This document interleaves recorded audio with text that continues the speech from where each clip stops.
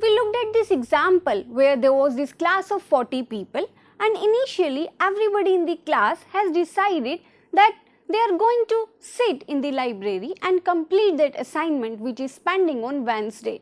But then there were these two people who decided to do the assignment a little bit later and go outside and enjoy. And then we looked at, since the payoff with going outside and enjoying is higher, slowly people in this class, they start flipping and more people decide to go outside and enjoy. And then we ask these three questions. Where will be this stability? So when this network is changing in this sense, the decisions of the people are changing. So initially everybody wanted to sit in library and study, then these two people want to go outside, then maybe some 4 people want to go outside, and so on. So what happened at the end? What is the convergence? Whether at the end everybody has decided to go outside and enjoy, or these two people has kind of looked at other people and they also decide to sit in library and study. That is, at the end everybody sits in the library and study. But there was a third interesting possible outcome we have looked at, and it was the class gets divided in two parties. So one party wants to sit in the library and study, and other party goes outside and enjoy. So in which scenario can this third case happen, that the class gets split in two parties and one party sit in library and other party go outside? So here I would like to take you back to a chapter on weak ties which was in week 3 and compare what's happening there. So in the chapter on weak ties we studied about communities. So assume that this class has two really strong communities, community 1 and community 2.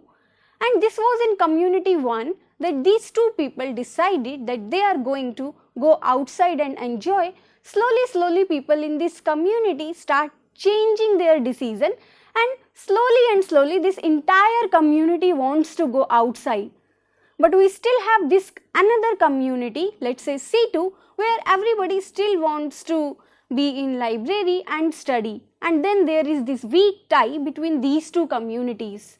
So in this community C2, currently everybody is going to library and study. So how will people here start changing? So this weak tie, if we look at this person here, let's say Ram. So Ram is the one of the endpoint of weak tie, and somehow if Ram gets convinced to go outside, then maybe people in this community also start flipping and change their decision. But you see, changing Ram's decision is difficult because Ram is here and most of the Ram's friends, they have already decided to sit in library and study, and there is only this one tie where this person is going outside and enjoying. So you see, this community has kind of trapped this phenomena of going outside inside itself, and the decision doesn't easily get passed to this another community. So there are these two communities, one is going outside and enjoying and another sits in the library and study.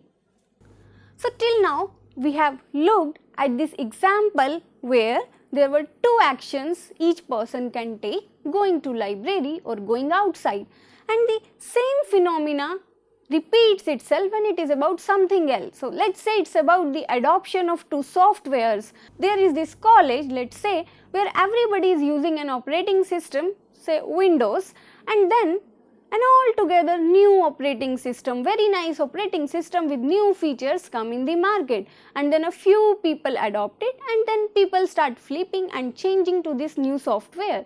So this is the diffusion phenomena which happens in almost all the cases. But do you see a problem here? The problem here, when any new technology diffuses on a network, the actual problem is with getting started. So in the beginning, when the entire population is using Windows, it's risky for somebody, for one person in this population to adopt this new operating system and start working with it. That is, since it's risky, so people, they resist adopting a new technology or a new innovation. Let me give you an example. So the example is very fictitious. Let's say a scientist from NASA comes to your school and he has a big time machine with himself and he invites any one of you. He says that I invite one of you to come sit in my time machine and maybe go back in your life, change something about it or do something. This might give you a very fruitful result, but I ask you, will you be daring enough? Will you take that risk of going inside and then sitting in his time machine? No, probably no. Nobody will come forward. But now imagine a world, a highly technical world like we see in Hollywood movies, Matrix. Every now and then there is time machine, people sit in this time machine, go back, change their future and happily enjoy their life. So there it will not be very difficult for you to adopt this new innovation. So there is only the starting trouble for any product or any innovation to come in the market. We only need a few people to adopt it in the beginning and then rest of the diffusion is kind of easy. People look at each other and start following as we discussed and this innovation spreads in the network. So how do we overcome this starting trouble? So one way of overcoming this starting trouble is to increase the payoff associated with your product. So as payoff increases, people see that if they adopt it, they are going to get a lot of advantage. So probably initially people will be likely to adopt it more, but that might always not be possible. So the second very nice option is to use the key people in the network. So instead of trying to advertise your product or your innovation to every single person in the population, you carefully choose a few key people and infect them with your idea or your innovation. What am I saying? I am saying that let's say you want a new bike, a new bike in the market probably which all of your friends are having and you want to look cool in your college and you want that new bike. Should you really go and convince your sibling or should you go and convince your mother? Actually no. Whom should you be convincing? You should be convincing the head of your family, your father. And once if you convince your father, it doesn't actually matter whether your mother or your sibling is in your favor or not. They'll look at your father and they'll adopt what he is saying. So similarly, in a network, if you want to advertise your product or your technology, choose those key people. So that's why this is the reason why we see a photograph of Shah Rukh Khan on the Chyawanprash box or the photo of Amitabh Bachchan on the Navratan Tel and stuff like that. So this particular thing is popularly known as viral marketing. So given a network and given the people in this network, identify this bunch of key people if you convince, your product gets spread really very fast. So if you see in this example, we have many nodes, but if somehow here you convince node 12 and node 13 to adopt your idea, probably everybody will soon start adopting it because these two nodes are very well connected to rest of the network. We just looked at the importance of key people in a network. So we looked at if we convince these key people in the network, it's beneficial to us in the way that my product or my innovation gets a way to quickly spread on this network. And we can use this very same strategy in our previous example which we were discussing. So we have looked at here were two communities, and in this community C1, two students, they had decided that they are going to go outside and have fun, and slowly this entire community decides to go outside, but this community remains unaffected by the decision here because there are not enough number of links here to transfer the decision, and probably this weak tie is not working here because it's a single link and the person at the other side of this weak tie has more number of friends who are studying in the library and not going outside. So what we can do in this case, if we want the people of this second community also to go outside and have fun, so we look at some key people in this community and convince them to go outside, and probably will be able to attain our objective. Here I would like to ask you a very interesting question.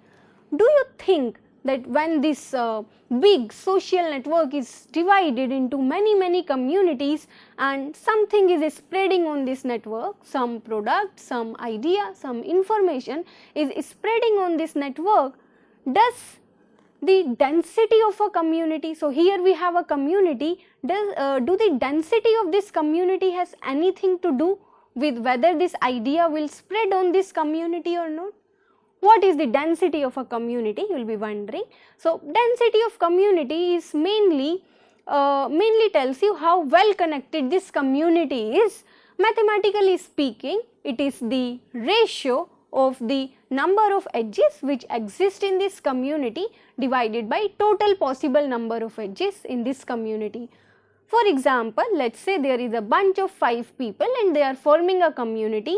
If they have 10 links among them, so their density, the density of this community will be 10 divided by 5 choose 2. So that is the density. So do you think that density of a community has something to do with whether this information will spread in this community or not?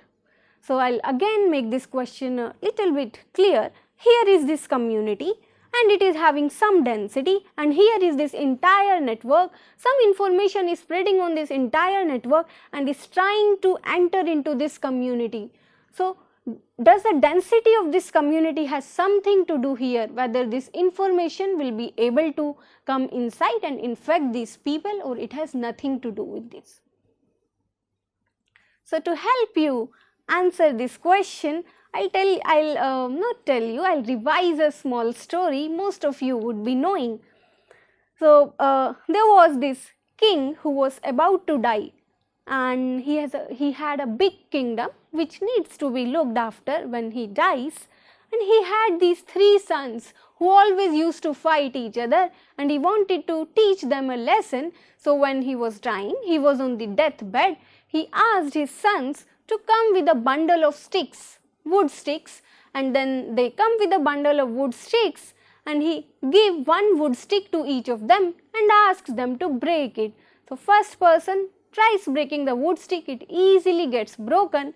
Second wood stick easily gets broken, third one also. But then he gives them all the wood sticks together as a bundle and asks them to break it. But then it doesn't get broken. So there is an important lesson that there is power in unity. So what it has to do with our question? So do you see here that this community here, if the people here kind of do not like each other, or not many people are friends with each other, then if somebody will say something from outside, probably they will believe and they'll adopt this idea. But if they are very good friends with each other, it will be very difficult to convince them. It's very intuitive as well. So here are these bunch of 5 people who are really close friends, and then they have decided to sit in library and do their assignment. No matter how hard you convince them to come outside with you and enjoy, they probably will not come. But if their friendship was not that strong, 1 or 2 of them would come outside with you. So do you see here the role of the density of a community in diffusion? Higher the density, the difficult it is for an idea to be injected in this community.